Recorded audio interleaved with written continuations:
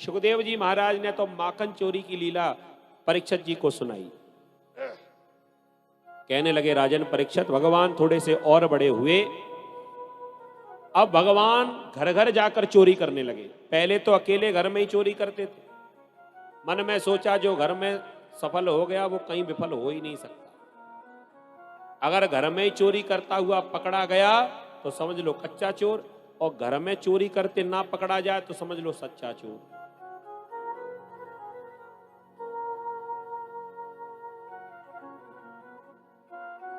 बोलिए भक्तवत्सल भगवान की जय।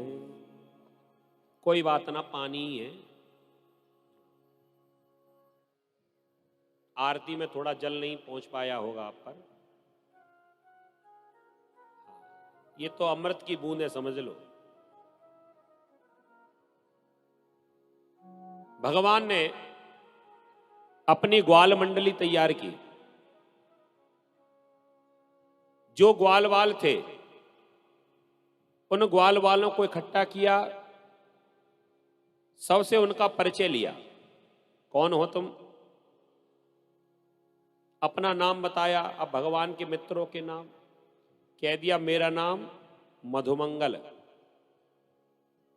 एक ने अपना नाम बता दिया श्रीदामा। एक दूर खड़ा हुआ बेचारा कमजोर सा, भगवान ने उससे भी पूछा भैया तेरो नाम? तो दूर से कह दियो मेरो नाम है मनसुखा। भगवान हंसकर कहने लगे भैया ते मन तेव सूखा ते तन तेव सूखा। चौरे तेरी मैया तो को कछु खाएबे को ना देखा। मनसुखा कहने लगो देख भैया खाएबे पीबे की बात तो ऐसी है कि तेरे जैसे धनवान तो हम है ना। दो चार गिनी चुनी गैया, थोड़ा बहुत दूध दही हमारे घर में होए और हमारी माताएं वह दूध दही को ले जाए के वो मथुरा में जाकर बेचिया में, और वाई धन से कछु हमारे जो मिल जाए वहां से घर गृहस्थी को खर्चा चले। और तेरे यहाँ तो दूध दही की नदियां बह रही हैं, सो भैया तो को तो बातें आमेंगी। भगवान ने संकल्प कर लिया कि आज के बाद घर में दूध दही खाऊंगा ही नहीं, जो भी खाएंगे मिल बांट कर खाएंगे। भगवान ने सिखा दिया अपने मित्रों को, देख भैया अगर तेरे घर में दूध दही ना तो पड़ोसी के घर में तो होगा, तो पड़ोसी के घर जाके खा ले। मनसुखा कहने लगो भैया चोरी करना तो बुरी बात होए। भगवान ने आज विश्वास करा दिया कि खाएबे पीवे की चोरी चोरी ना मानी जाए। भाई रुपया पैसा की चोरी तो चोरी समझ ली जाए। अब भैया माखन मिश्री की चोरी अगर है जाए और चोरी से दूध दही खा पी ले हो तो या में कौन सी सजा हो रही? भैया कोई चोरी कोई बुराई की बात नहीं। सो भैया हमें तो चोरी करे वो आवे ना। भगवान ने कहा हम मास्टर हैं, आज से हम तुम्हें सिखाएंगे, चलो हमारी मंडली में शामिल हो जाओ। भगवान ने सभी को इकट्ठा किया, एक मंडल बनाया और नाम रख दिया ग्वालवाल चोर विद्या प्रसार मंडल। प्रेम से बोलो राधे राधे। और भगवान अध्यक्ष बन गए और घर घर जाकर चोरी करने लगे। पीछे पीछे ग्वालवाल घर घर जाकर चोरी करें। और भगवान के चोरी करने का तरीका देखिए। भगवान चुपचाप घर में प्रवेश कर जामे, वो अकेलो माखन ना खामे, पहले तो ग्वाल वालन को खिलावे, दाऊ जी को खिलावे, फिर खुद खामे, और उसके बाद जब पेट भर जाए सो बंदरों को बुलावे, और बंदर आ जाए, बंदर भी खा जाए, और बंदर भी जब चले जाएं सो भैया वो जो मटकी खाली हो जाए ना, ऐसा नहीं कि वो मटकी को साबुत छोड़ दें कि कल इसमें फिर भर जाएगा फिर काम आएगा, नहीं। जो मटकी भगवान के हाथ में आई खाली है गई, और चैन्यात भांडम भिनकती, उसे फोड़ जाते हैं। अब भैया माखन खावे वो नुकसान अलग, और जो मटकी टूट जाए वो नुकसान अलग। अब तो गोपियां हैरान है गई, और गोपियां सब मिलकर मैया यशोदा से जाके शिकायत करवे पहुंची। तो घर घर से लाला की शिकायतें आने लगी। एक गोपी ने जाके मैया यशोदा से कही, मैया अपने लाला को समझा लियो, भारी नुकसान कियो, ददिया सास के जमाने की मटकी तोड़ दी। एक गोपी ने कहा, मैया मेरे घर में आयो। अब देखो भगवान कैसी शरारत करते हैं, सुन लीजिए। गोपी कह रही है कि मेरे घर में आयो, और जाने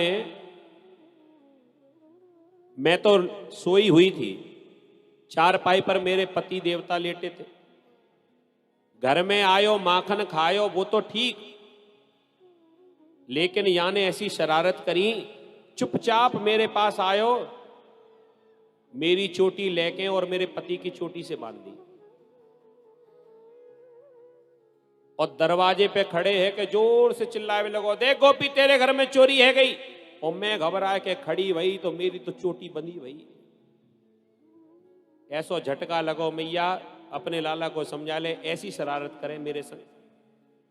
एक गोपी ने अपनी शिकायत बतलाई, कल्लई की बात है, हमारे घर में आयो, मैं तो बढ़िया बढ़िया पकौड़ी पुआ बना रही थी और मोते आके कहने लगो, भाभी तेरे घर से बड़ी अच्छी सुगंधी आ रही है, जरा मोकू ये पुआ खिलाइयो।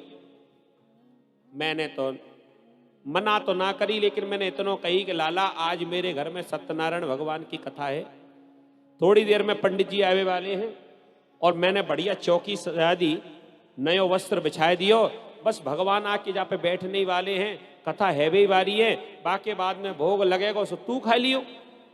इतने में ही नाराज है गयो और न जाने कहां से पंडित जी तो ना आ पाए, भगवान भी ना आ पाए, वाते पहले 4 पिल्ला पकड़ लायो और वह चौकी पे जो भगवान बैठते थे वहां पे जाके पिल्लान को बिठा दिया और मेरे पास आए कि मेरे जोरे आए के कहवे लगो कि देख भगवान तो आ चुके हैं, तू थाली लगाए दे, भोग लगाए दूं तासु मैं भी खा लूं। परमानंद दास को ठाकुर लाभे पिल्ला घेर। भगवान जो बिना बोलने वाले, जो बोल नहीं पाते, बेजुबान जानवरों को भी भगवान भोजन करा रहे। अपने लाला को समझाइयो। एक गोपी ने कहा, मैया मेरे घर में आयो, मैंने तो बड़ी सुरक्षा के साथ में व्यवस्था की, मैंने छीके पे मटकी टांग दी और छीके के नीचे चारपाई बिछाए के सोए रही, लेकिन या ने फिर भी ऐसी चालाकी चली, मेरे घर में चोरी कर गयो। कैसे? कमर में कमल की नाल बांधे घूमता है, कमल का फूल होता है ना, उसकी जो नाल होती है वो पोली होती है पाइप की तरह। हम चारपाई पे सोते ही रहे, ये दाव के कन्नान पे चढ़ के और कमर में से वो नाल निकाल के एक सिरो मटकी में डाल दियो, दूसरो सिरो अपने मुंह में और पूरो सरर दही पी गयो। और जब मेरी नींद खुली और मैंने कन्हैया को पकड़वे के ताई जैसे ही हाथ बढ़ायो, ऐसी फूंक मारी के सबरो दही मेरी आंखन में, मैं अपनी आंखें मलती रह गई। तब तक ये 9-2-11 है गया। अपने लाला को समझाइयो। जब सब गोपियों ने भगवान की शिकायत करी, अब तो मैया को बड़ा कष्ट हुआ। देखो भाई, किसी भी मां को बड़ा दुख होगा। कोई मां ये नहीं सुन सकती कि उसका बेटा चोर है, और ये गोपियां तो सभी कह रही तेरे लाला ने चोरी करी, तेरे लाला ने चोरी करी, चोर है तेरा लाला। सो मैया ने तो हाथ जोड़ के सब गोपियन ते कही कि ए गोपी खबरदार,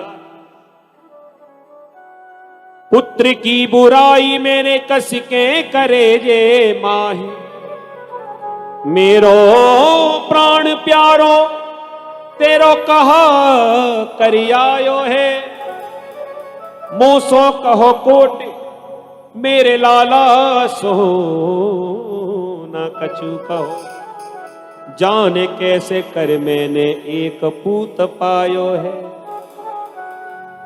माखन को माट लेके द्वार पे यशोदा बैठी, दूनो दूनो ले जाओ जाको जैसो खायो है, गोद में पसारत हूं गौरस के काज वाली, गारी मत देव मो गरीबनी को जायो है।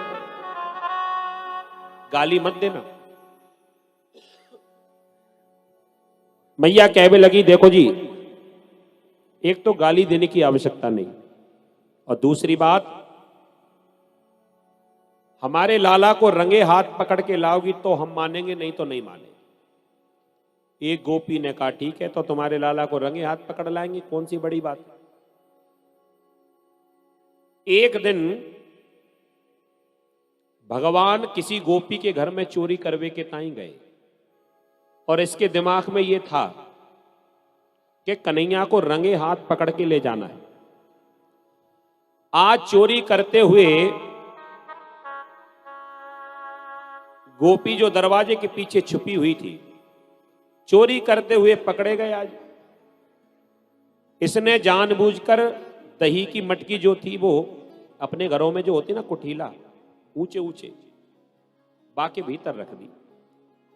अब भगवान पूरे घर में ढूंढे कहीं दूध दही मिलो ही ना, लेकिन संग में जो विशेष जासूस है ना मनसुखा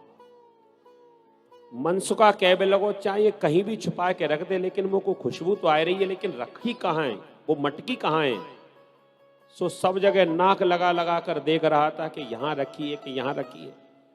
और इतना स्पेशलिस्ट था ये ढूंढने में, अपनी नाक जाके सीधे कुठीला से लगाई दी और समझ गो भैया हो ना हो मटकी जाई में ही है। अब इतनी ऊंची कुठीला, ग्वाल बाल छोटे छोटे, अब उसके भीतर तक हाथ कैसे पहुंचे, पहले तो झांक के ही ना देख पाए। ताऊ जी के कंधान पे चढ़ गए भगवान और जैसे ही ढक्कन हटा कर देखा, हाँ भैया मिल गए दही, लेकिन अब बाहर कैसे निकाले। गोपी सब देख रही थी, मन में सोच रही है कि कन्हैया को पहले भीतर घुस जान दो उसके बाद पकड़ूंगी, वैसे तो पकड़ में आएगा ना। भगवान दाऊ जी के कंधान पे खड़े हो गए और झांकने लगे और धीरे से ही उस कुठीला में प्रवेश कर गए और मटकी उठा के बाहर देने लगे। ग्वाल वालन ने प्रेम से चक दही खायो। गोपी ने तुरंत ही सोच लिया कि ये बढ़िया मौका है और लाठी लेके जो आई सबरे ग्वाल वाल भागे, अरे कन्हैया पकड़े गए, भाग ले भाग ले। अब बेचारे कन्हैया तो भीतर, अब वहां से भागे कैसे। दाऊ जी भाग गए, ग्वाल वाल भाग गए, मनसुखा भाग गए, अब भगवान अकेले रह गए। गोपी ने जैसे ही हाथ पकड़ के कन्हैया को बाहर निकालो, अब तो भगवान हाथ जोड़ के कहने लगे, अरे गोपी मैं सच्ची कह रहा हूं, मैंने तो बिल्कुल कछु चोरी ना करी, मेरा कोई दोष ना, ये ग्वाल वाल मुझको जबरदस्ती लेके आए। गोपी कहने लगे, बहुत दिनों के बाद हाथ आए हो कन्हैया, अब चलो मैया से तुम्हारी शिकायत करेंगे। भगवान गोपी को मनाने लगे, देख गोपी अगर तू मोकू मैया के पास न ले जाए तो सच्ची कह रहा हूं मैंने बहुत बढ़िया नाच वो सीख लिया, अगर तू कहे तो मैं अपनो नाच तो को दिखाई दूं, लेकिन मेरी शिकायत मत करियो। गोपी ने सोची कि शिकायत तो है ही रही है, चलो एक काम करते हैं कन्हैया को नाचो देख लो। ठीक है कन्हैया नाचो। अब तो भगवान कभी इधर ठुमका कभी उधर ठुमका लगा में, ताहे अहीर की छो हरिया छचिया वर छाछ पे नाच नचा, नाच रहे हैं भगवान। गोपी ने सोचा कि लाला अब बहुत देर रह गई तेरो नाच हमें तो बढ़िया ना लगो, अब शिकायत तो होगी। भगवान ने कहा, बारी गोपी तेने हमारो नाचो देख लियो और हमारी शिकायतों करवे जा रही है, ध्यान रखियो तेने हमें धोखा दियो, धोखा तो को मिल सके। गोपी नहीं मानी और गोपी आज हाथ पकड़ के और सीधे घसीटते हुए ले जा रही है।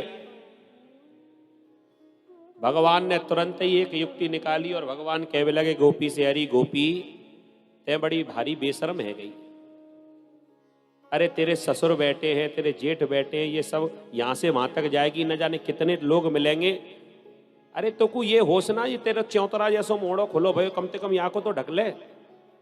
गोपी जल्दबाजी में लंबो घूंघट बनाए वो भूल गई।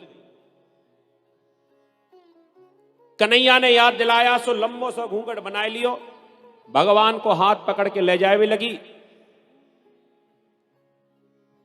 आधे रास्ते में जब भगवान पहुंचे तो एक ग्वालवाल जो कि इनकी मंडली का तो नहीं था, वो ग्वालवाल ने जैसे देखा सो दूर से इशारा किया, माने इशारे में कह रहा हो कि आज तो पकड़े गए। भगवान ने भी इशारे का उत्तर इशारे से ही दे दिया। गोपी को पता नहीं चला और सबरी बात हो गई। ग्वालवाल ने कहा इशारे इशारे में कि आज तो पकड़े गए। भगवान ने भी इशारे में कह दिया, नाना ऐसी कोई बात ना, हम तो अपनी मर्जी से जा रहे हैं, ऐसी कोई बात ना।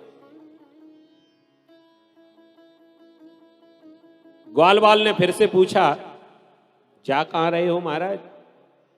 सो भगवान ने इशारे इशारे में कह दिया, समझ लो।